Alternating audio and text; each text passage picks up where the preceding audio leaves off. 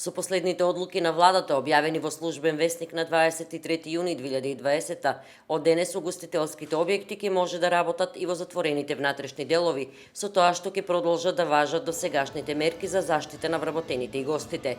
Но според новиот протокол за работа, не смее да се одржуваат свадби и други прослави, а се забрануваат и музички настани и во внатрешните и во надворешните делови.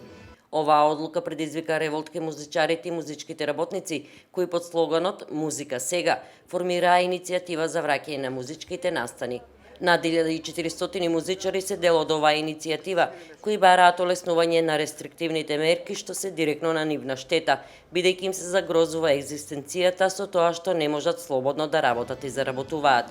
Дел од иницијативата се и штипските, односно музичарите од источниот регион, кои денес во 17 часот на Штипскиот плоштад ќе го изразат својот револт.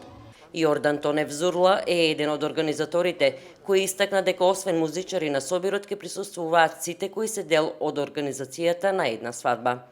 Ќе бидеме собрани во една поголема група на граѓани кои се најмногу погодени во ситуацијата.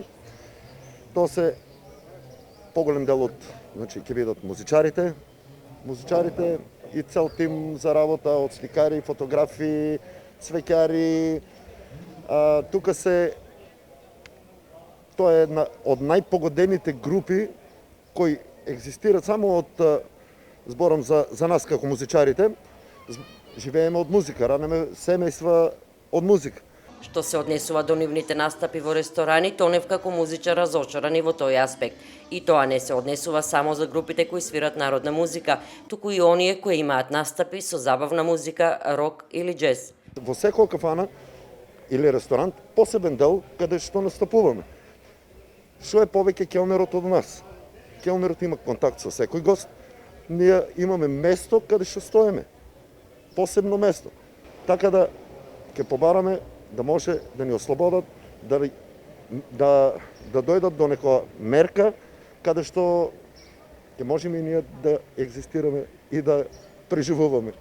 Музичарите очекуваат дека нивниот глас ќе биде слушнат и ќе најдат на разбирање од одговорните, но доколку не биде така, ќе продолжат понатаму.